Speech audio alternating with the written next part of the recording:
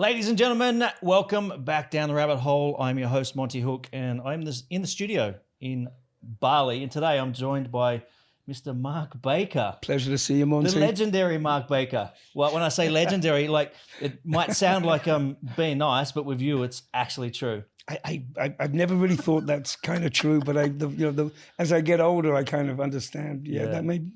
It's definitely been an interesting ride, that's for sure, you know. Man, well, we'll talk about your story. You've got a pretty colourful past, but I just want to make note also, we've got two wolves in here. We do have two wolves. We've actually got wolves in the studio, so they're going to pop up at any time, and they're really nice. They've been really good today. They've been actually, we just came from a very bizarre movie set where we were shooting on set with, you know, what they say about, you know, be careful about working with, you know, kids and animals. Yeah. But these guys are really well behaved, and we have fun with it. Right. And we just had we've had a really good. So you've got a whole pack, and they're actually wolves. I do have a pack, yeah, and they're actually what we call F1 high content hybrids. Right. So they're a mix of wolf and German Shepherd.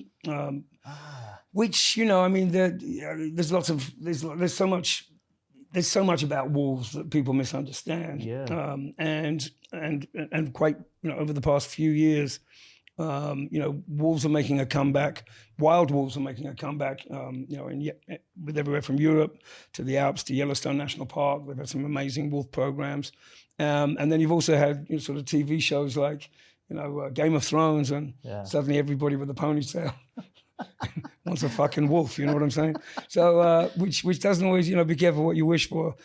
These guys are a lot to deal with, you know. They're not just your average home dog, and there are programs around the world where they successfully bred wolves and dogs together, whether they're using Malamute dogs or Husky dogs or in this case German Shepherds and wolf, and you have varying degrees of wolf content in those breeds. But so I started with one after the girlfriend left. She went back to New York. The wolf came in, and then I'd been waiting for a female. These guys come from Russia. Right. They're part of a program, a military program there actually, but they're using for border control and special ops and stuff. And then, you know, as Russians tend to do, she had kids really young.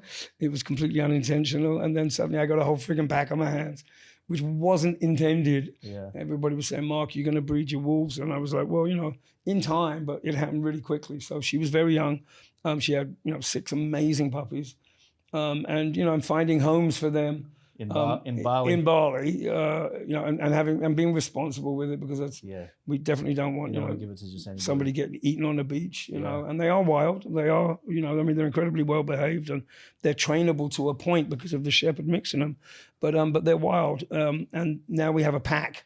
So, you know, you put a pack of wolf dogs together and you run them. You know, I have to be careful now. Yeah. And we've had a couple of accidents. So as well as being known as Mad Mark Baker, you can be Wolfman as well. I've had so many friggin' reincarnations. I don't even know which one to go for. Well, look, let me. You got a bit of a colourful history. I got a couple notes here, and of course I'm skipping some details. It's actually called living by the skin of your pants and trying to reinvent yourself every 10 years with something that's going to pay the rent. It's as simple as that. But you grew up on the streets in Brighton in the UK. Yeah. You were a travelling circus performer as a teenager. Sure. You were part of the Dogtown Boys, which is like the legendary crew of skateboarders in the 70s and 80s. It kind of made skateboarding popular, right? Yeah. You then were running nightclubs in New York. Yep. You were involved with the Russian mafia. Don't know how much you want to go down the rabbit hole on that one, but then you went to a juice company. Right, and you had from the Russian mafia to a juice company. Maybe not like, maybe it was something else in between. Then you had some kind of spiritual awakening, and you moved to Bali. You're the promoter of Bali's most epic club, Omnia, which is now Savaya. Yeah. You've got a very colourful path, and you're also the Wolfman. So, I mean, how do you... Gosh, the way you make it, I mean, it sounds quite interesting. It's very interesting. But it sounds a bit crazy, actually. But, well, how the fuck do you explain all that? Gosh, well, I guess we start at the beginning, you know. I was born in Brighton, England, on the south coast of England. Very colourful town, full of, I mean, it's got its reputation for, being the place where everyone used to come from London to take the sea air. I think, there's a lot of bands and musicians and stuff. A lot of. I mean, Brighton's a pretty crazy town. I mean, it has its reputation that it's full of queers, peers, and racketeers. So I don't know which category, take your pick, And it's just, it's a go-get town, and it's. I mean, my father died when I was young. Everybody kind of died, and I was left my mother was having a really hard time bringing up two kids on her own. My brother, who's 5 years older than me, he was a badass back then, and I was left unattended a lot, So I mean, anytime you leave a 8 and 9 year old boy on his own, there's going to be trouble, unsupervised. And she did her best, I can't blame her for having to go to work and provide. We didn't have means, that's for sure. Yeah. We weren't rich. I got myself into some mischief. Never bad stuff, I was just on the edge all the time. Sounds like me, man. Actually, I relate a lot. I mean, I didn't go to the depths that you ended up going to, but the childhood I definitely relate to. Yeah, it's look, I look back on, and look, it was hustling to survive. I mean, look, it is what it is, but it was, it was incredible and it was wonderful, and the circus was incredible. I ran away, that whole cliche, I ran away with the circus. It sounds so glamorous. It sounds made up. It wasn't that fucking glamorous. There was, people getting, there was, the circus crew or the ring boys are a really rough lot. They're a tough lot. And then you've got, at the same time, you have the traveling circuses. You had, the traveling fairs, which is all the pikey boys. So every time we came to a major town, around England, Guildford, London, Shepherd's Bush, Reading, whatever, we'd mix it up and get into it. So I was 10 years old, and I was carrying a 22 air pistol and a couple of machetes or whatever, I mean, nuts. And people were getting killed, and that was the truth of it. People were disappearing, and I was a 9-year-old boy on my own with all kinds of predatory fucking wackos around, so I had to navigate that. And of course, when you grow up that quickly, and you fend for yourself, and of course I wanted the Dr. Martin boots and the jeans and the nice shirt, and I smoked cigarettes from 8, and I was carrying a piece. So I mean, where do you go from there when you're asked to step back into a normal 10 or 11-year-old school? Yeah. So they tried to put me into one or two good schools. It didn't work out. I'd already seen and done so much that I guess they call me a bad influence, on the others. I just wanted to be a kid, but I think it was a bit too late for that. Mm. And then this, once you got the travel bug, it's really difficult to knuckle down to that. If you haven't got the best of educations, what do you do as a kid in England? You go on the dole, you become a bricklayer, or you become a fucking villain. And and I was surrounded by villains, and I was smart enough not to want to get into trouble, but trouble was all around me, So as time went on, and I was in and out of schools, and I call them institutions, back in England, they have these sort of Victorian age fucking places where they send the difficult kids, and then you get institutionalized, So I was on the way to being institutionalized. But I'd like to think I was a bit smarter than that. I didn't want to, I'd been in, I'd done my time and been handcuffed and locked up and all the rest of it. I didn't want that to be my life. And I'd seen around me, all I'd seen all the life ahead of all the guys and the older guys and the gangsters and the bad boys and all the rest of it. And their whole life was in and out of fucking Wormwood Scrubs or Brixton, and I didn't want that. And so at that young of an age, you really had the foresight to know that, I've got to keep myself in check. Absolutely. Yeah. Absolutely. Yeah. I didn't want to be a loser, Yeah.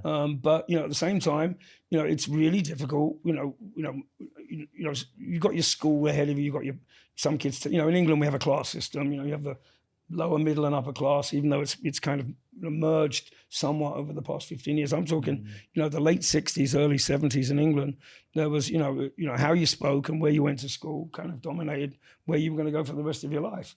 And I was sort of, I was on the edge there. So it was, my mum put me in an incredible beautiful and wonderful, famous public school. And it was a boarding school, and I lasted about a year. That was it. They'd had enough. I was asked to leave, and then I was back in Brighton, back on the streets. And then skateboarding came along, and this was I get goosebumps thinking about it, because it was just such a pivotal moment in my life. And skating came along, and then we had all the magazines from California where they had these guys, the Dogtown guys. So you were just one of the early adopters, and I forgot how I got my first skateboard, but it probably wasn't the right way. Nobody bought me one, that's for sure. I think we robbed someone for. I got a skateboard, and I'm a pretty competitive guy. Yeah. And and every time I tried to be competitive at school, it always got me in trouble, and I had issues with certain teachers and headmasters who were I was just a kid, who wanted a bit of attention and maybe a hug once in a while, And instead, I was that bad fucking guy. I was anything went wrong, I got the blame for it. And I was just like, well, if that's, if it wasn't that, they were all trying to get in my pants. So there's an element of your personality that kind of became a performer to kind of compensate for the attention. Well, yeah. I mean, I acted up. I was a pain in the ass. There's no doubt. I mean, I'm your worst nightmare in a class, but I wasn't. I wasn't stabbing you or cutting you up. I was. I just was getting blamed for everything bad. And when I was given a bit of responsibility, I was actually quite good with it. I'm quite a forceful personality. I realized that.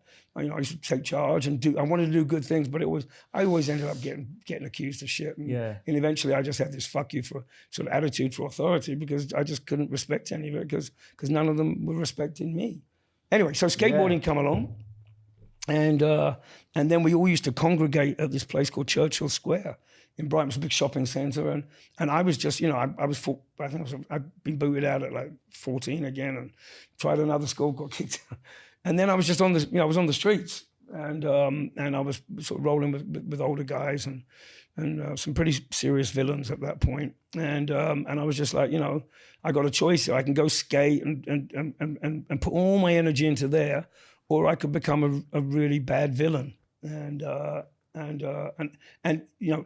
if you add a lot of your young rage into that mix, because I felt cheated and hard done by, and of course there's all these, there's many not pretty situations that happened when I was a kid. I was fucking angry. But skateboarding is probably a pretty good outlet, because it was a very rebellious sport. Absolutely. Right? Like a lot of people hated skateboarding and skateboarders. Even when I was skating in the 90s, everyone hated skateboarding. Everyone hated it. In the 70s, it must have been like... we were... I mean, every night, we'd be about 100, 200 kids, skating and doing our things, and there'd be villains coming and going, from whatever activities they were doing, and robbing cars and shops and, post offices and all the rest of it, all the stolen materials. And I'd just focus on your skateboarding, focus on you. And then, then the cops would come in, and, be 20 cars and the sirens, and they'd come off the roof, and, we were being chased. I mean, it was quite funny, actually. Yeah. We were getting chased around by these cops, and that was our life for like 2 years. Of just, all up and down Brighton, on the streets of Brighton, skating. And yes, of course, we pissed a lot of people off. But when they, but every month, there was a store we used to go to. It was called Max's. And there was this really funny character who he was all rock and roll and skateboarding in California, but he was actually English, And in later years, he actually became my manager. And he was like, I remember him pulling me aside. He goes, Mark, I want you to be on our skate team, Max's skate team. And I was like, Max's skate team.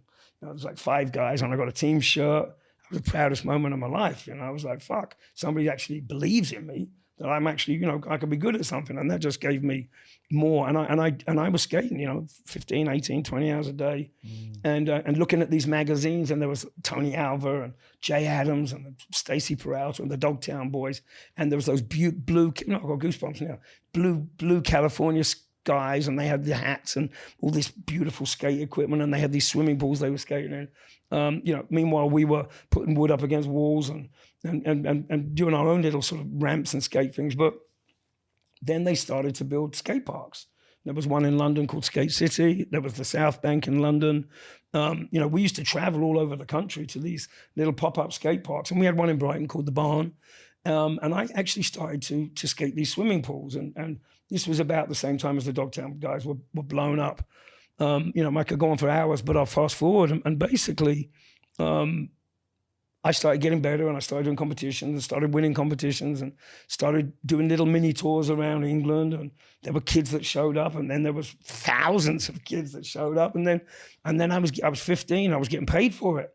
I was like, "Are you fucking kidding me? I'm getting paid to do this shit." I was getting £50 a week. And Phil said, "Look, you know, I've got this guy coming over from California, and he's a big deal, and he wants to see you skate." So I was like, okay, great. You know, it was Powerflex, and this guy was called Bob Ballou, incredible. It's the first time I've ever seen a man wear trousers and a pair of sneakers. You know, I mean, you just didn't have that. I mean, why would I remember that? I don't know. So he was this California dude with a flowery California shirt on, a Hang 10 shirt, he had pants and these sneakers. And he came and saw me skate. He's like, "Dude, you're as good as Tony Alva." I was like, "Get the fuck out of here." You know, like, come on, this is my idol, my God. He was like, "No, you really are." He goes, "Do you want to come to Paris tomorrow?" I'm like, "Do I want to go to Paris to skateboard?" You're 15 years old. I'm 15 and get paid for it. I was like, "What are you? Of course I fucking do." So we went on this, you know, I jumped on the plane, and I'd never been on a plane before. And when, you know, we had croissants on the plane and coffee. I'd never even tasted coffee like that. You're a street kid eating Dude, it was like croissant. I was used to those horrible buns they give you in Borstal, you know, in jail. And so we had croissants, and we went there, and we went to a skate park, and there must have been 5,000 or 6,000 people there. And I was the star attraction, along with a couple of the French guys. So I just went nuts and started doing all this crazy skating shit. And Ballou was like, "That's it. I want you to skate for Powerflex." Gives me a Powerflex team shirt, you know, along with Max's. You know, I was just like, "Dude, this is nuts." You know, and he goes, "Do you want to, you know, be on the team and travel and tour?" And I was, yeah, of course, it was it. There was light at the end of the tunnel, and I was actually quite good at it, and I was a bit crazy, hence the Mad Mark Baker bit. But you know, I want to put on a show. Let me rewind a little bit, because there's a preamble to this. When the circus came, this very, very bizarre man who was running the advertising for the circus, Keith, never forget his name. He was a bit dodgy, no doubt about it. He was a I don't know what the fuck. He was half Indian, Native American, and half whatever. He was a villain. Anyway, he used to get me sat on top of his truck, his van, that would drive around towns with the music blaring, and I'd be dressed up in a monkey suit. This is at 9 years old. 9 years old, yeah. Of course. 9 and 10, yeah. Of course. And in the monkey suit, and then you know, and you know, the music would be blaring. The circus is coming to town. The circus, and I'd be up there waving and doing all this stuff. Or I was dressed up as a clown with all the face paint and all that on. But the trouble is, it was like, I think we had the hottest summer ever in like 74, 72, whatever it was. And you know, I'm sort of melting. I'd jump off the van and run up the street scaring people. And we'd be putting up posters and doing the whole, you know, the whole show, the whole sort of publicity before the show caught up like a week later. And then we'd stick with the show for a few weeks and we'd move on. So that was like a little bit of sort of... Yeah, it sounds like you learned to be a promoter. Like really, absolutely. Really, and a showman. I was doing hand-to-hand invites, you know, that was good for the club business later on. That's cool, man. No, that's colourful. So... okay, so how did you end up? So you went to USA. Well, yeah. Well, you ended up in New York. Well, yeah. Well, then, because we could be here for the next 5 days. How long you got? No. So he goes, yeah. Okay, look. So I went back to England and started to get all these interviews in magazines. I got some covers. England had its own skate magazine, and then we get the call that Tony Alva is coming on tour to England. And there was a few really good guys in England, but they were all on teams, you know. They were the Benji team or the Hobie team. And I was just fucking Mad Mark Baker, you know. It was my show. I want to skate on a fucking team. And he goes, yeah, Tony Alva's coming. Do you want to go on tour with Tony Alva? And I'm like, oh, come on. This is you know, pinch. This isn't happening, you know. So me and Tony went on tour around England, and then we went to Europe, and we became really good friends. He was Mad Dog Tony Alva, and I was Mad Mark Baker, and we were mad. And we were rock stars. We were like 16. Well, I was 16, 16, 17. Tony was, he was 20, 21. And we everywhere we went, there were thousands of kids, and skateboarding had blown up, and we were on television. We were fucking rock stars, you know. And yeah, you know, stuff going out the window, groupies, skate groupies, and they were cute, and it was all wonderful. It was just incredible. And then so Tony goes back, goes, dude, you want to come to California? Come and stay with me. We'll skate, we'll skate Cali. I'm like, dude, tomorrow I'll get on a flight. Freddie Laker, I think it was 55 pounds from London, fucking Heathrow or Gatwick to America. And off I whizzed to America at 15 or 16. And I lived with Tony for a while, and I skated and met everyone. And I then got tight with all the Dogtown guys. You know, I was this crazy guy with the accent, you know, and then I became really good friends with, you know, with Wes Humpston, Jimmy Muir, Jay Adams, rest in peace, Jay. Greatest skater of all time, Tony, Steve Olson, my brother, who was on the peripheral of Dogtown, and that was it, mate. I cracked it. You know, I was one of the best in the world, and I was mad. If somebody did an aerial that big, I would do it that big. If they went 50 miles an hour, I went 60 miles an hour. So I mean, here's what I'm getting, right. I mean, the same part of your personality that made you that promoter, performer, made you really great in skateboarding. Attention. I wanted attention. But the flip side of that is like that's a gift you can use for something positive, but it's a very fine line to what it could be used for terrible bad things, right? Yeah, and look, you know, and if we're trying to sort of, you know, weave a sort of, you know, something that sort of strings it all together, I was angry. I was really angry. I was angry that everyone always told me I'm a loser. You're going to go nowhere. You're going to do nothing. That was a constant theme.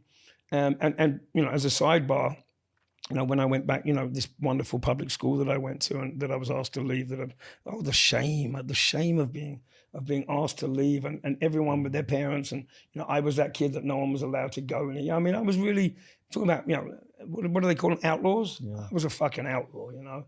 And I couldn't really explain all the reasons why I was an outlaw, you know, because it just wasn't time to announce all that stuff. Did you have some belief in yourself? Like, did you know that you were still meant for something bigger honestly, or better? Honestly, it's a good question. I don't think until recently. Yeah. You know, and I've been called, you know, the Godfather of New York and the champion of this and this and that. Everyone keep, you know, the legendary Mark Baker. I don't believe a fucking word of it. You know, I've always thought, I've always been like, if you have any idea that how on the seat of my pants, of my skinny chin, I have survived, and you know, every day has been a, look, you know, I mean, obviously, you know, I know it sounds crazy, but you know, even when you're sitting there and you got the Ferraris and the Rolls Royces and the private jet and the boat, and I've had all of them, I didn't believe any of it. To be honest with you, I was like, in a minute, this is all going to go. And it did all the time. Yeah. So I'd make it, and then it would, you know, like skateboarding was top of the game, and then crash. Skateboarding died out of nowhere. We went from, you know, 100 miles an hour to 0. They shut the skate parks, sponsorship was shut. I was back to square one. No, I thought I was going to milk that one for the rest of my life, and it didn't. It all ended. Tony Hawk tells the same story. Yeah, Tony, bless him, Tony. Well, Tony Hawk was amazing. Tony was the next generation of look, you know, the Dogtown guys and us. We were wild and crazy, and you know, we've had, you know, half our crew is dead. Shogo Kubo's dead, Jay's dead, drug addictions, drug overdoses, prison, a couple of murders. You know, we were rough street kids. Stacy Peralta, who was the good boy of the gang, who started Power Peralta, Bones Brigade. He took, you know, these uber talented kids that weren't quite as crazy as we were, but much more smooth style, and they were good boys. You know, we were the bad boys, and he developed them. And Tony was one of those boys. So I remember Tony coming up and trying to skate, you know, Marina Del Rey when we were there, and he was like, you know, we'd skate, and the next one would skate. And Tony would be like, my turn. He had to wait, you know, like 2 hours. And but you know, look, he managed himself. He did it right. You know, most of our crew, to be honest, you know, we were like, you know, we were the crash test dummies. You know, and we should have earned, you know, hundreds of millions of dollars, and we didn't. Yeah. You know, all our boards, Vans tennis shoes, we created them. You know, I mean, all the moves you see today, we created most of it. So it was almost like, but we never got paid. You're almost before before the ahead of the curve too much. Well, yeah. We definitely we were the crash test Ahead dummies. of your time too much. We were those kids that hit the wall. But that said, if you go fast forward now, I mean, Dogtown is and the whole scene. I mean, they're making movies. There's a new series coming out. I just got this interview today that just came out in Juice, along with Tony and Jay and Steve Olsen. And so we're definitely getting another 5 minutes out of that. I love it. And the kids are really respectful these days. Yeah. Even here in Bali, Well, now it's a nostalgia thing, right? It's like the kids these days, I assume, like can look the same way I look back at surfers, Right. The surfers from the 70s and 80s. Yeah. But what we started though was what I sort of, we started. It wasn't just skateboarding. We started fashion, street fashion, streetwear. That look, the Vans. I mean, there's probably everyone on the planet is wearing Vans tennis shoes now. We started it. That casual streetwear look. That is prevalent everywhere, and that started with us. Yeah. And the spread of skateboarding. Then it went to Vision Streetwear, and then it spread from there. And a lot of people made a lot of money. And now it's back really. Skateboarding is huge now. And now they're matching street style with street skaters, and they're all these kids are doing like serious ad campaigns. Skaters in the Olympics. And they're more like athletes now. Same like surfers. Like I mean, I interviewed Tom Carroll, two-time world champ, and amazing. He talks about the drugs that we're doing back then, and just like the lifestyle. They were like the same. They were just running by the seat of their pants, and they weren't making a whole lot of money, but we were supporting a lifestyle that we wanted. They were supporting, and we weren't going to jail. But these days, to be a professional surfer, like I mean, they're up at 5 a.m. They're on routines. They're like in the gym every day. It's like a different world. Well, when we back in the day, we were like, oh, let's get skateboarding in the Olympics. They were like, no fucking way, you lot, get out of here. And we're like, no, it's one of the biggest sports. No, we're going to stick with curling and. Whatever those silly sports they had in the Olympics, skateboarding was absolutely off bounds. And then, of course, when skateboarding died, snowboarding started to pick up. The Burton crew, they started snowboarding, and and snowboarding wasn't allowed on most mountains in Aspen. And we were banned. We were at that lot again. Don't fucking let them in. No, banned. But they had to let us in from snowboarding because of the ratings. There was just the ratings for skiing was going down. They needed to capture the young generation, so they tested snowboarding. Snowboarding came in. You got Sean White and all those, and they were a little different. They did smoke a little pot, I think, once in a while, and but the ratings went through the fucking roof. X Games, Olympics couldn't even compete with X Games. So you've seen that, and then now finally skateboarding's in the Olympics, and which has got a mixed reaction from the skate community. A lot of the street. The hardcore street skaters are saying, no, we shouldn't be in the Olympics. I don't agree with that. I think that anything that motivates a kid to do better, and if skateboarding is a sport, whether it's an individual or part of a team, to put themselves into something, like the way that you put yourself into skateboarding probably saved your life, right? I'm absolutely not even a shadow of a doubt about it. Yeah. I would have. Yeah, I'd be a big. I probably wouldn't be. I definitely wouldn't be about it. Yeah, I 100% agree with you. So, let's fast forward a little bit because I think this because one of the things that I read about you online. There's a lot of things on media, by the way. Some really cool articles. Thank you. A couple of things in the New York Times, GQ. Like there's a bunch of stuff on you online. Really, who would have thought? One of the common themes that I see there is that there's people speaking about you as being a very kind, actually like protective person, right? I like that. That's nice. Like, where did that come from? Like, did you always have that? Was that like a demeanor you had as a kid, or is that something you learned? I don't know. I mean, I'd like to give mum credit, but I can't really. She did her best, but I didn't really have any sort of parental upbringing. I think at heart. There's a line. You can be naughty, you can be mischievous, you can be radical, you can do all of that. But there's bad, I mean, you don't hurt old ladies, you don't hurt kids, you don't hurt animals. And at heart, I think, deep down, I'm definitely a chivalrous man. I'd like to think so, Really open the door, light a cigarette, all of that. Yeah, definitely. Look out for I guess because I was an underdog and was taken advantage of, I stick up for that. But on the flip sides of that, again, I'll get back to anger. I mean, I have had, and it's a lifelong work, not anger, it's fucking rage, and it's dangerous. It's really dangerous. Dude, I'd so relate to your story because, like, someone, when I was about 7 years old, I lived in a, you know, I had both my parents, and, you know, I didn't have that, but I basically grew up on the streets. And someone taught me to steal when I was 7 years old. Took me into the supermarket and taught me how to put chocolates into my socks, right? And that just triggered this whole thing. And by the time I was 11, I was breaking into houses. I stole boats. It was. Oh, you were going down that road then. I was going down that. I was like fully. The diamonds and the gold comes next. Yeah, it was like fully going down the road. But what I'm told by like my family and, you know, my grandparents are like, you always had manners. Like you always had this like respect and manners for people. And I find that so weird because I was such a fucking naughty kid. Well, again, I think you can be naughty. You know, I mean, we've done the shoplifting as kids, and, you know, almost professional shoplifting at one point. But you know, putting on a ski mask and sticking a gun in someone's face, you know, that's another step forward.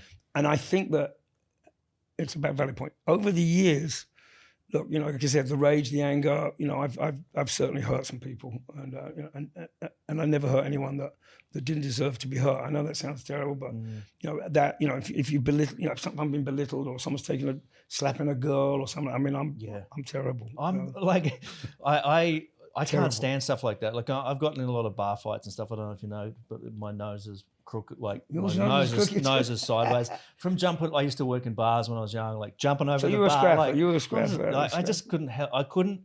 If I saw something that felt unjust, it's like I had to put myself. Well, that comes from somewhere. Yeah, that's really, you know, you're chivalrous. You can be a chivalrous villain. You know, you know, you can. But I think that's also maybe why you were so good at it, right? Because it's like you almost expect, you know, from what you see in movies and stuff, that, you know, if you're getting in with the mafia and doing these things, you know, there's people doing heavy bad stuff. But I'll give you some examples, okay? Because, you know, we have to touch on the whole mob thing. Look, after all the skating thing and it all crashed down, I was in England. I think I had a Porsche. I had a Porsche 911, and I actually had a Rolls Royce as well. Actually. That you bought from skateboarding. Yeah, and some other activities. Stealing chocolates. There's a few chapters. Stealing chocolates. I'm going to leave it. Yeah, stealing chocolate. Yeah, you know, nothing bad. Yeah. But, you know, just wheeling and dealing. We were wheeling and dealing. You know? And, you know, I wasn't doing the rock. Okay, we won't go there.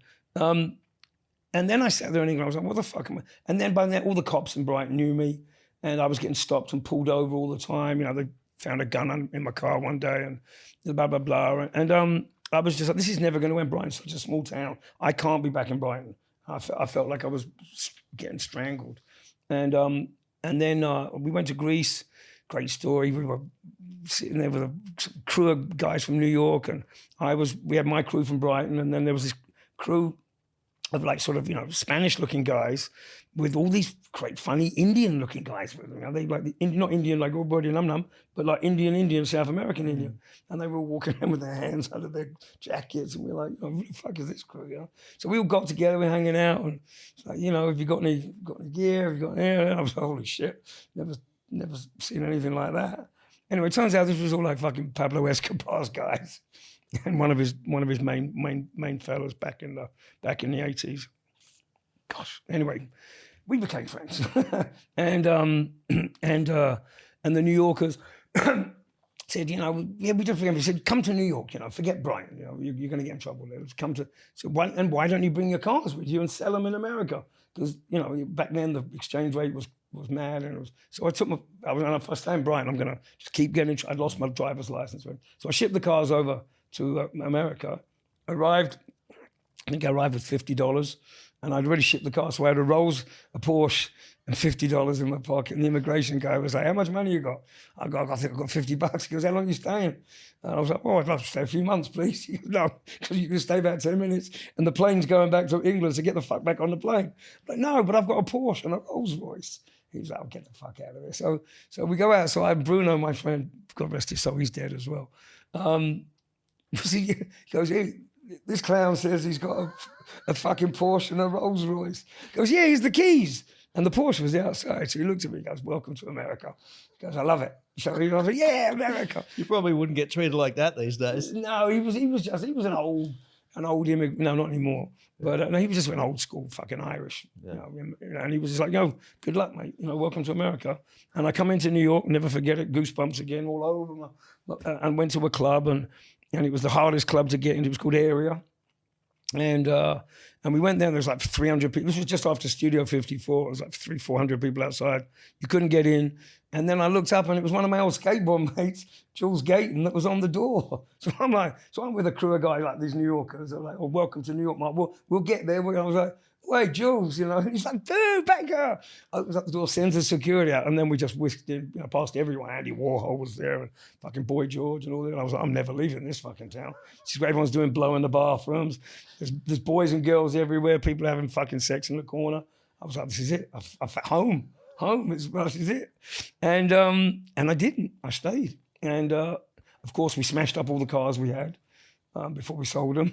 So we went broke. And then I got in bed with some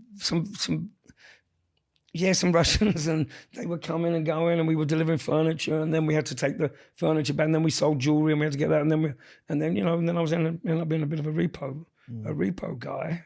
So I was going out to the South Bronx and all the worst neighborhoods in New York, in the middle of the crack epidemic, with this crazy Jewish Israeli ex-military paratrooper, and we were all tooled up with guns and handcuffs and God knows what, and that was rough, and and then I was doing that by day, and then I was working as a waiter by night, and it was a cool place. It was actually the place I used to go and spend a lot of money, but then when I lost everything, I had to go back and ask for a job.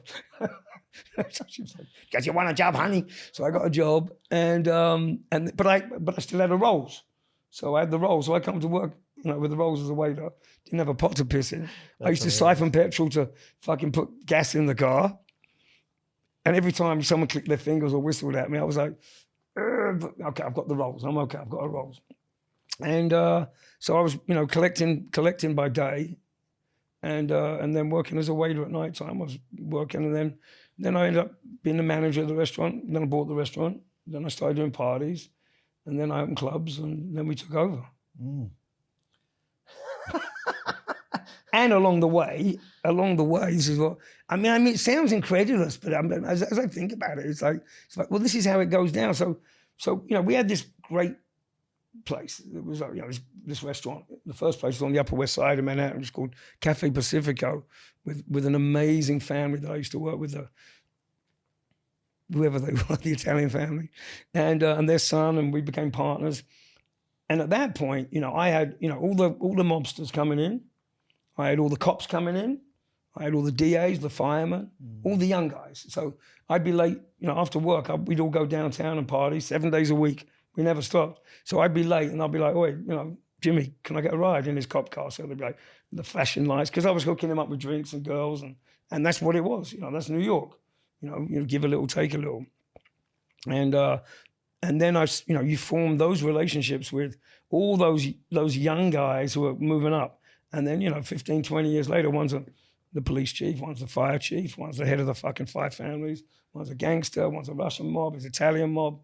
You've got your friends who you've got 20 years in New York that you've been doing solids for years, and I never flake out. If somebody asks me a favor, I'll always, even to this day, I don't care how fucking stressed I am if I get messages. That's my worst nightmare, to be called a flake, to say, "Yo, you didn't come through." And over the years, as things got bigger and the clubs got bigger and the money got more and the villains got more and the supermodels, and we would orchestrate these nights where you would have uptown, downtown, straight, gay, absolute the worst villains on the planet, the mafia, the Russians, and we'd all be in one room, and my job is to take care of them. So if you're taking care of these people, make sure that everybody's getting along. Absolutely, But and then of course come the favors, but I never crossed that line. I never crossed. Of course, I was asked to do this, do that. Let's buy a club. Let's wash money through it. Let's do the cash. Let's have the dodgy booze off the docks that's been stolen. The containers full of booze. And then came the rappers, Puffy and Biggie Smalls and all those guys who were in the club, and J-Lo and I used to see Biggie out in Brooklyn rapping on a street corner, you know, because I was out there collecting. So I was out there. I knew all the brothers, all the bad guys, all the fucking I mean, all of them, the Crips, the Bloods. I mean, everybody. It was nuts. It probably helped you also.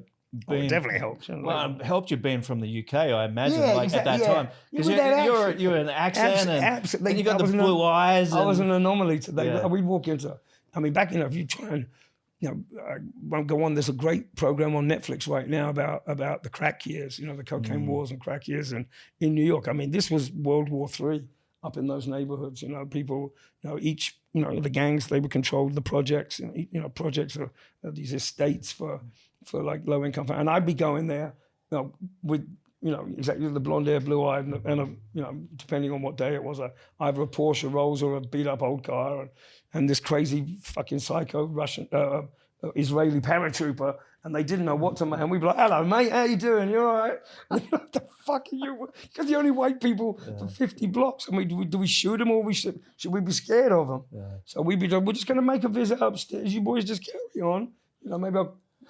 The stories I got. We were in the middle of shootouts with cops. Cops would do the raid. We'd be hiding under the fucking TVs we were repossessing. I mean, it was nuts. It was nuts. How do you think it is that you never took it too far, or you never got killed, or? Well, I did. I've been shot twice. I've been stabbed 3-4 times. I've had a guy. You know, I got way too cocky with a kid one day, and he stuck a gun in my face, and it misfired twice in my face.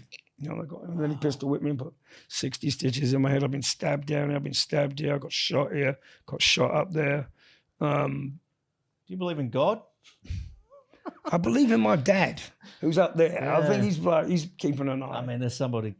I mean, no, I should have died so many times. Yeah. People say I should have died. No, I really should have died. Yeah. And did that help you? Like, did you feel like you were, you know, like you had a bigger purpose or something, or like did that give you some kind of? I mean, I've had motorcycle accidents. You know, I mean, I've come down off bikes at 100 miles an hour plus. I put cars through fucking people's houses at 100 miles an hour plus. You know, I've terrible crashes, and a couple of times I was stupid. I was driving drunk back in the day in new cars that I didn't know how to drive properly and smashed them and me.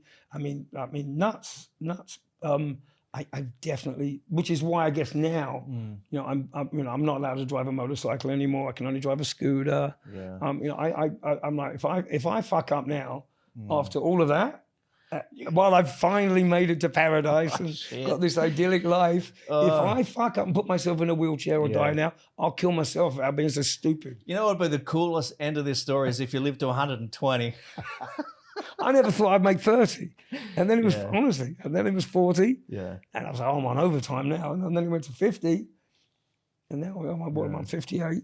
But I definitely... But you had some, I mean, you were telling me the other day that you had something of a spiritual awakening along the way. And well, let's get to that. You know, I mean, you know, so you live fast and you live hard and you know, it all sounds very glamorous. And it was, I'm not going to say it's not glamorous. It was really glamorous. It was awesome. And fucking every Ferrari, the plane, the boat, and we'd just travel around the world partying. That's all and we were working.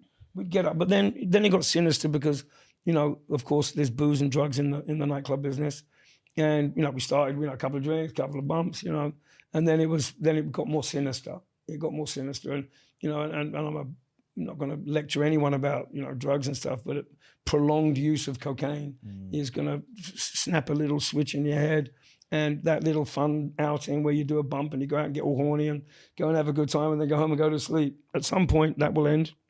And you'll be sitting there alone in your room doing bumps, calling strange, silly people to come over and party with you and, you know, doing all kinds of madness and your life will crumble. And, you know, you'll look in the mirror and you'll just hate yourself because you lied to yourself about being able to give up.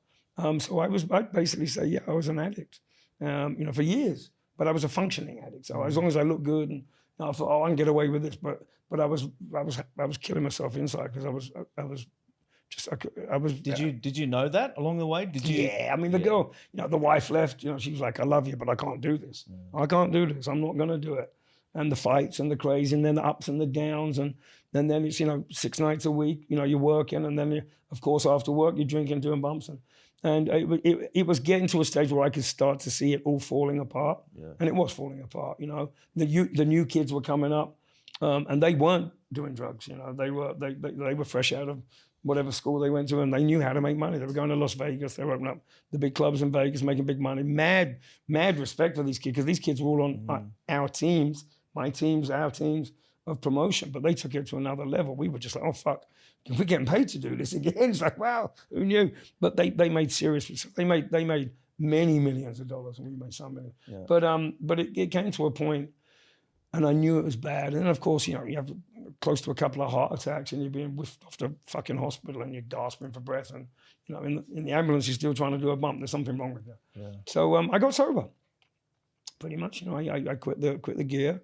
and I was just, you know, you spent some time reevaluating, like, where do we go from here? What do we do? I was going to Bali every year through the madness, just to sleep during August and, you know, hug a tree and cry. And so when you were coming to Bali in those times, I mean, that was obviously very grounding for you. But it was wonderful. Did you have a sense for yourself of like that kind of healthy spiritual side? Absolutely. If it wasn't for Bali, look, you know. So it was almost like you had two lives that were just kind of competing with, like, two really powerful ideals that were fighting with each other. It was that month in Bali that I spent every single August. That was like, you know, religiously. That was my connection back to what is possible, and all I've got to do is get my shit done in New York. You know, grab a, you know, stash of loot, get the fuck out. If I can get out alive, and live happily ever after. Happily ever after, no stress, you know, this and that. And a lot of, you know, that was my anchor. It was my hope on my dark, very, very dark times, when I was just sitting there after, you know, 2 days of not sleeping, and I'm in a fucking, wherever, God, Miami, or a penthouse, or wherever, or even some grotto up in Harlem that I was with, and the randoms that were there rolling around naked on the floor. You know, I was just like, you know, this is going to kill me. I could feel it. You know, age is ticking, and it's not a good look to be walking around like fucking Quasimodo, you know, at that age, at 50. 45, 46, 47. See, the wife had left, you know, it was all crumbling. So I got sober. Yeah. And always in the back of my mind, I knew that Bali was going to be the place. You know, I mean, a lot of people that's what that Times article was about, was, you know, when you've done this business, where do you go? Well, most people fucking die. That's the truth of it. And if you manage to get it, where are they going to go? I'm going to go and live in Las Vegas? No. Miami? No. You know, when we're going to go to Costa Rica, possibly, but not. But Bali, you know, Bali checked all the boxes. So this was like, get your work done and just get there. Get to Bali and sit back and look and laugh, which is kind of what I'm doing right now. So, so it's kind of good. When there was some hiccups along the way. But so I got sober, and then I started eating a lot. Hey. And I put, hey, Mr. Wolf. Hey, check this guy out. Hey. Can we see him on the camera? He's handsome. Oh, here we go. Hi, Nim. Give me a kiss. Oh, who's that? Who's that? Give me a kiss. I love you. And you too. I love you too. And so a friend of mine said, Mark, you know, I know you've stopped doing the gear. He was 15 years in the program, and getting sober was a fuck. Oh my God, it was so tough. But there had to be a whole lifestyle change. I was like, I can't, you know. But I had something to prove before I left New York as well. So he came to me and goes, look, you know, you look like shit. You've put on like 30 kilos. I was like, yeah, because I'm going home and eating 5 burgers instead of going home and doing a half an hour's of blow. And I was just not happy. So he said, look, I want you to introduce you to this called cold pressed juicing. So I was like, cold pressed juice? What the fuck is a cold pressed juice? He goes, it's this raw juice, you drink it, you don't eat, and you know, and it makes you feel good. So I was like, okay, I'll try anything at this point because I'm miserable. So he put me on a 3-day cleanse, and we had a little store. He goes, I'll tell you what, if you can do this, and why don't you promote? I'll make you a partner.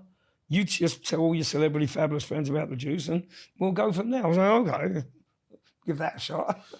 I started doing this juice stuff, but I became manic. I was like, that's it. This is it. This is the magic kingdom here. So I'd be running around New York, because if I was going to get sober, everybody had to get sober. Yeah. So, oh, you fucking crackhead, wait, come here. You stop that. You're going to drink the juice. Drink the juice. I was at all the model agencies. I had all the supermodels on the juice. I was like, forget it. I got a new one. Forget the blow and cigarettes. It's fucking juice. They all thought they were like, mad. That's it. Mark's lost the plot. He's coming with that bag of juice again. But bit by bit, I got everyone juicing. Like all of them. Celebs, supermodels. So we started with one store, and then we went to 5 and 10, and we had like 50 or 60 stores, and we were like the hot thing. You know, everyone's doing it. All the celebs were doing it. Cold press juicing was the thing to do. You know, those very unhealthy. You know, like being a vegetarian back then was. I mean, they looked really unhealthy. You know, they all had hairy armpits and fucking skinny, and they looked like they could do with a dinner. But the juice thing really worked, and everyone got on the juice, and it wasn't really a fad. Well, it was kind of a fad, but it worked. And I was just out there. So, you know, I've been selling booze my whole life. Let me sell juice.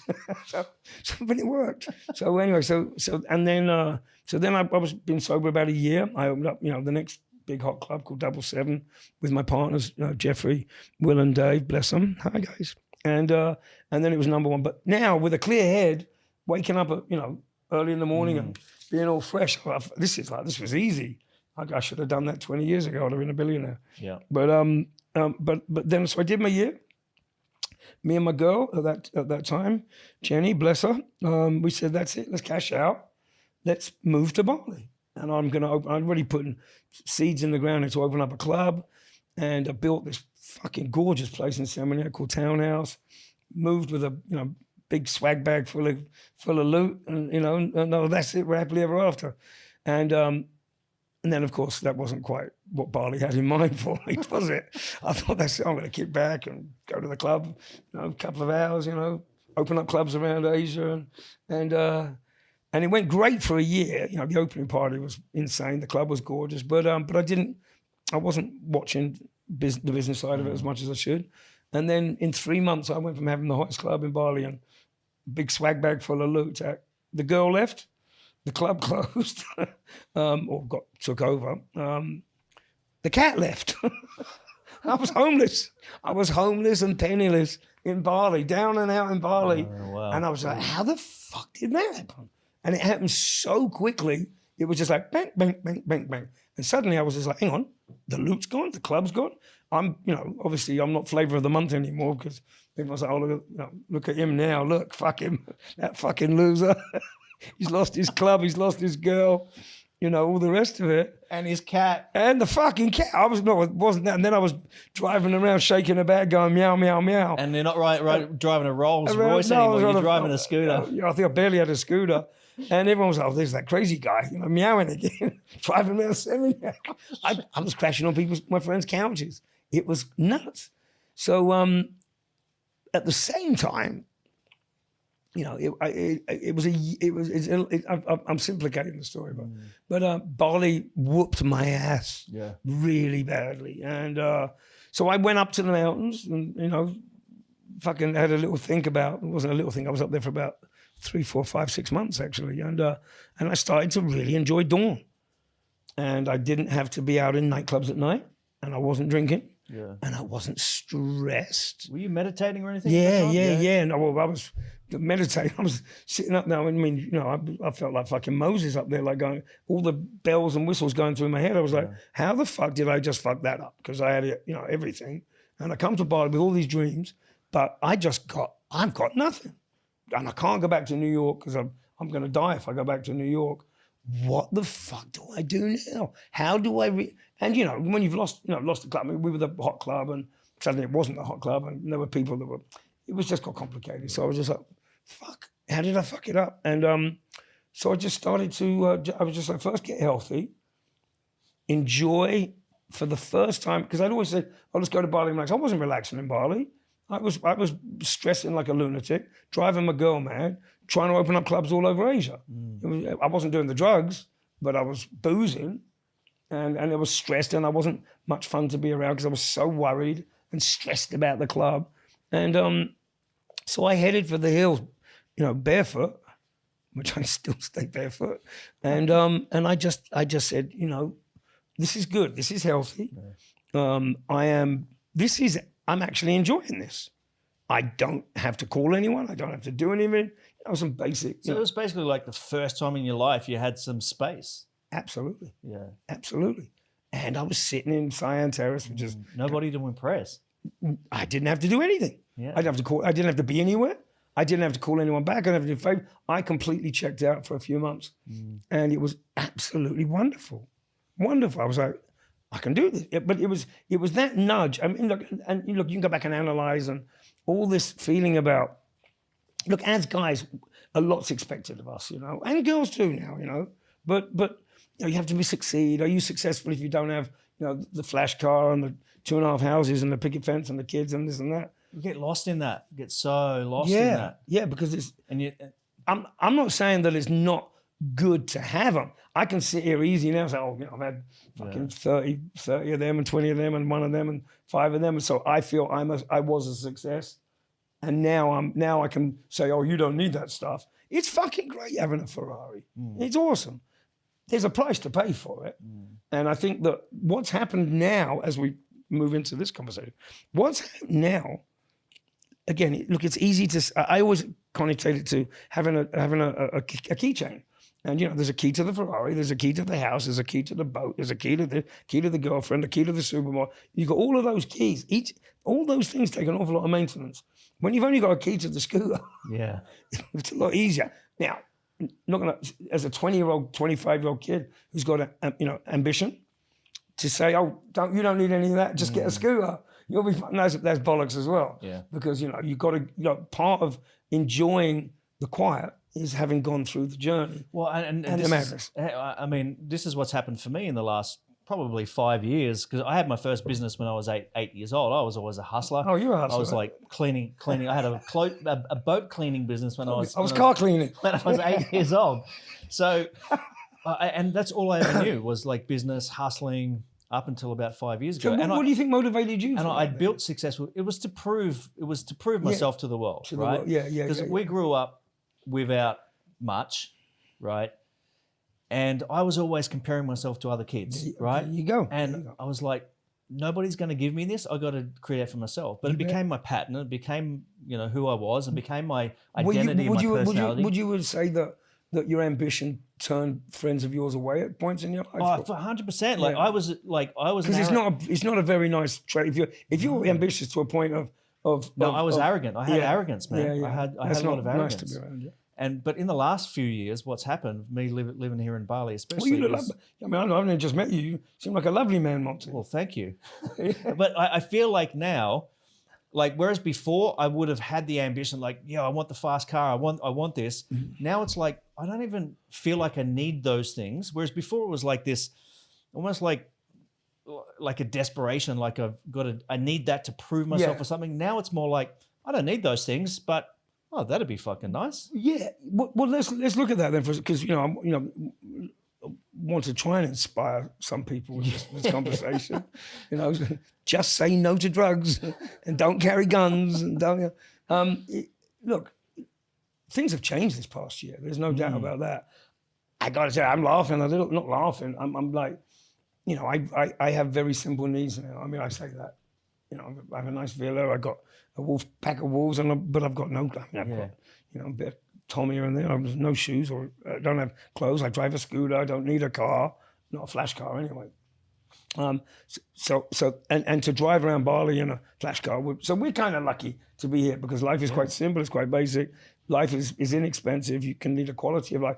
I spent 50 years trying to kill myself. I'll spend the next 30 staying alive. You don't have that comparison of But what about Australia and London and England and all these kids?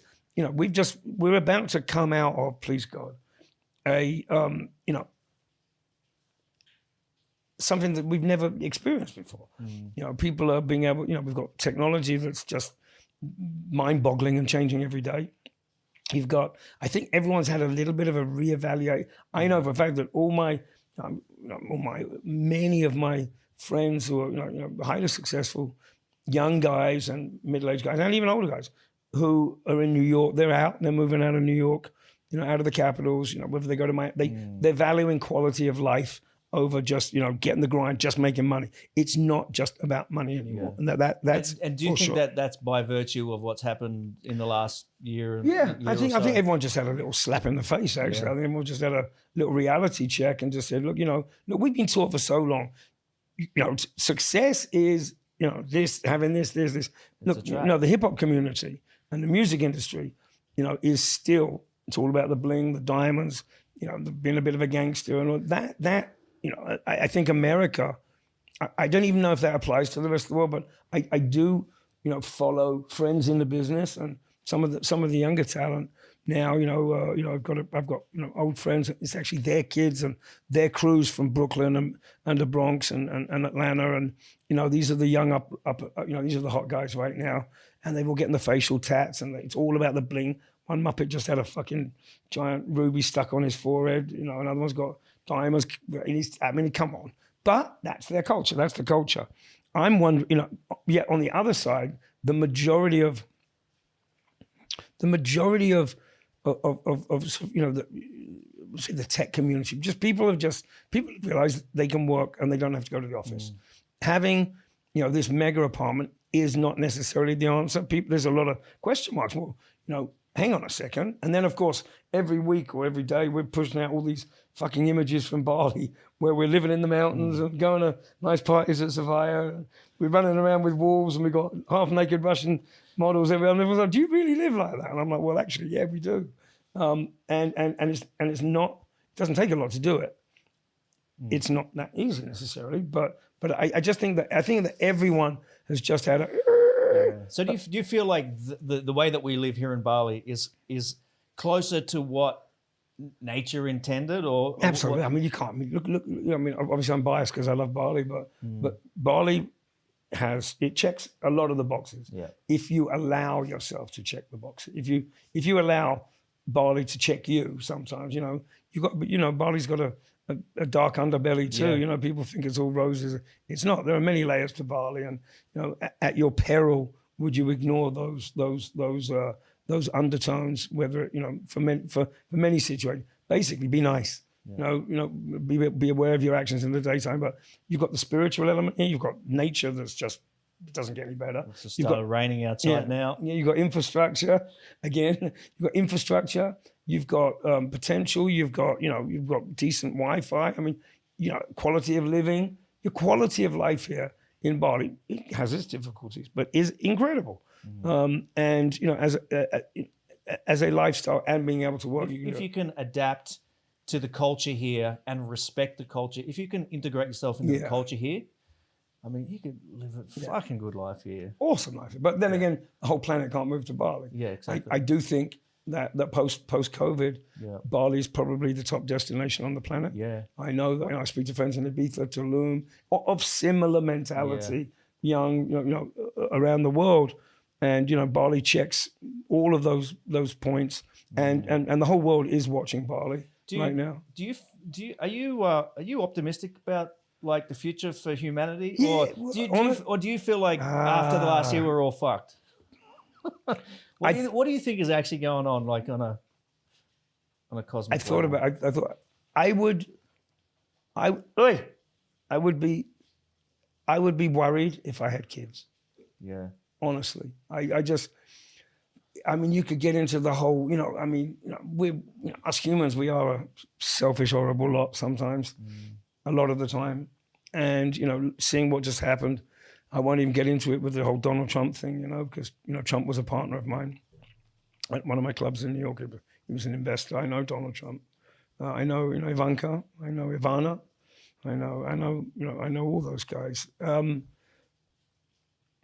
think I won't get into politics, but I think that what we're doing to the planet is just it's just not sustainable. You can't continue like that. You just can't. Whether and you can't.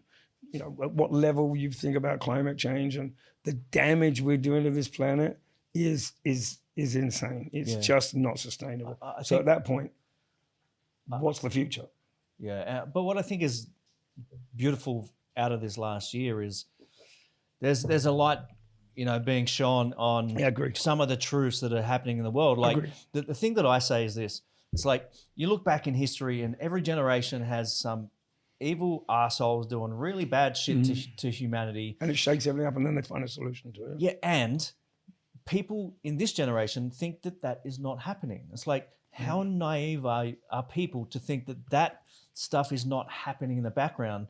And what I think has really happened in this last year is, you know, there's truths coming out, just the way that we're manipulated and the propaganda and... Oh, absolutely. Yeah. And yeah, you know, I wouldn't profess to be so knowledgeable to understand all of, or a tiny bit of it. You know, there are some basic truths that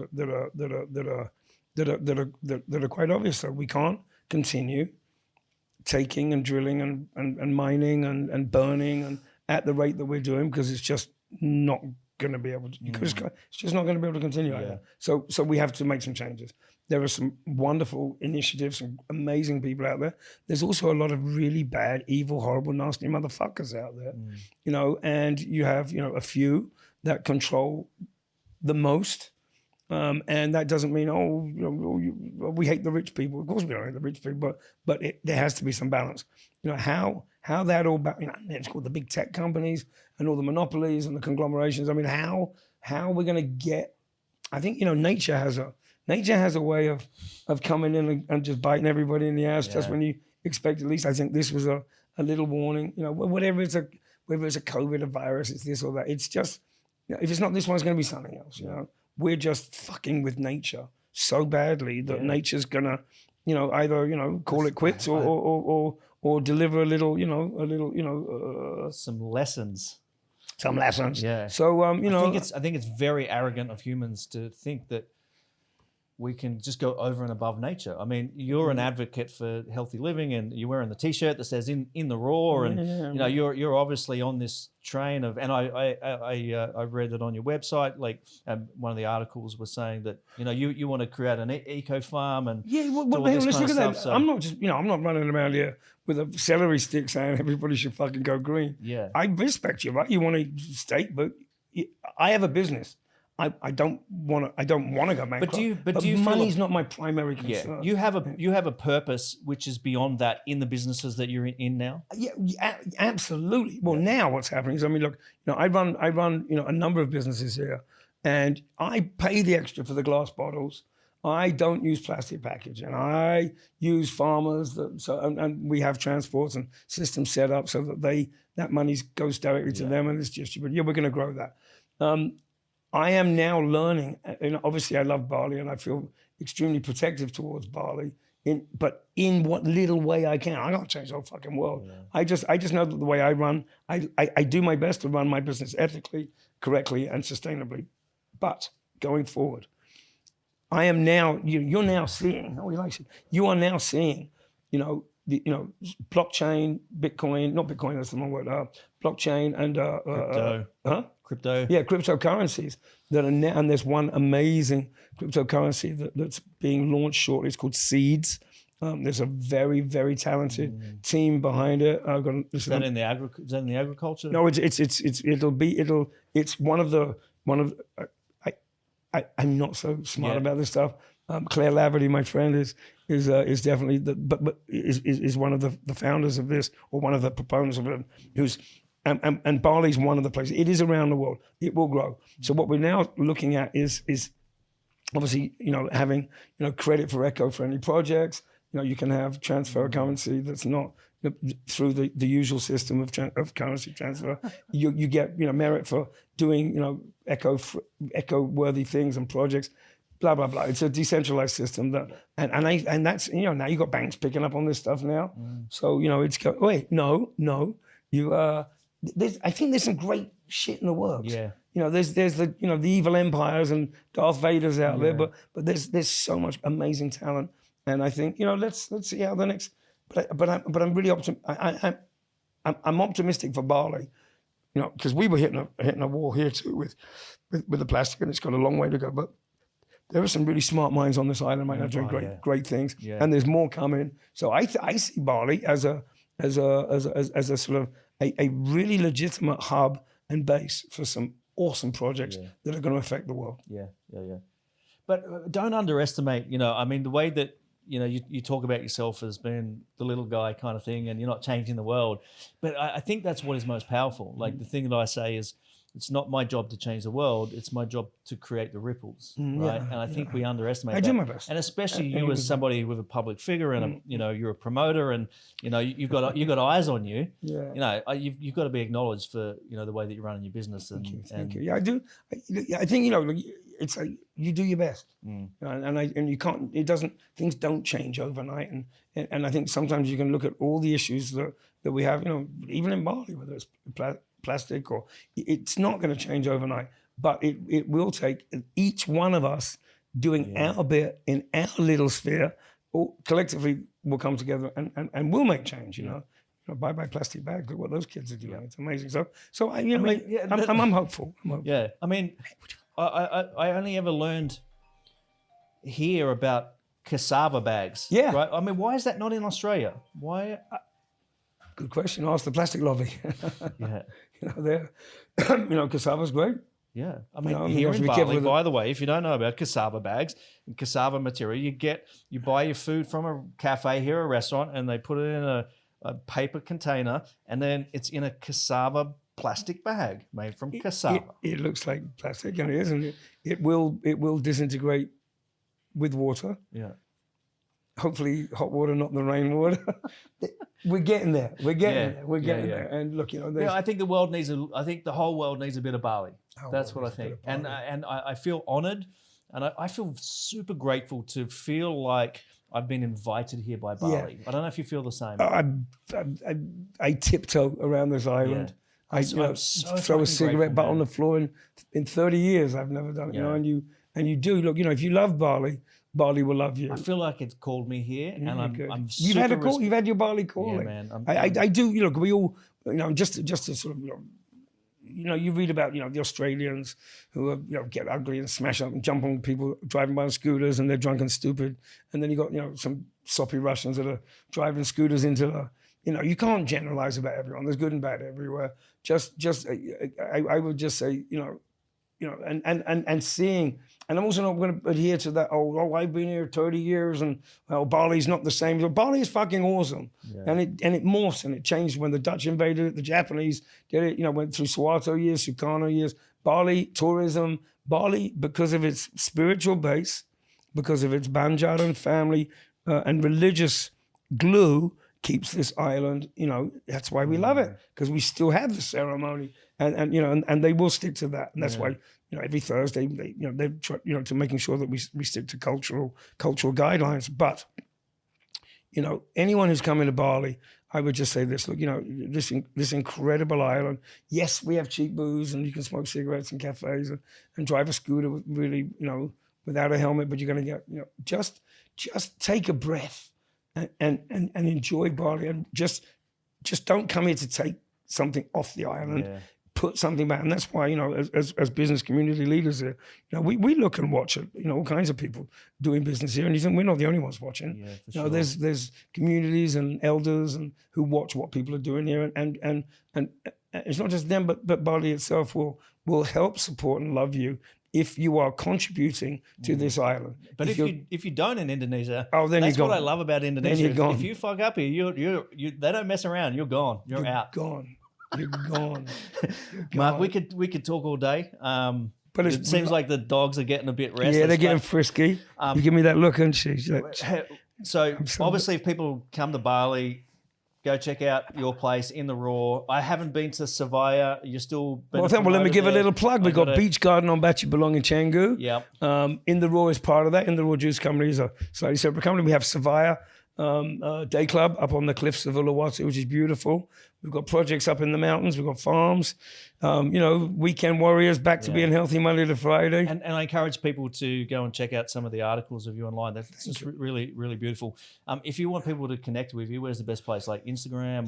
Instagram. Mark Baker Skater on Instagram. Have a look. Yep. I love that you still call yourself Skater. Yeah. That's rad. Mark Baker's such a common name. It was like 50,000. Yeah.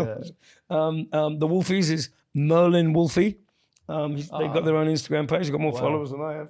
And Yeah, I mean, I'm around, you know. I mean, just come and say hi. Yeah. I love saying hi. And Yeah. Well, I'll make sure people got the links and, Yeah, and thank everything you. as well and check you out. And I've got one final question for you before we wrap up.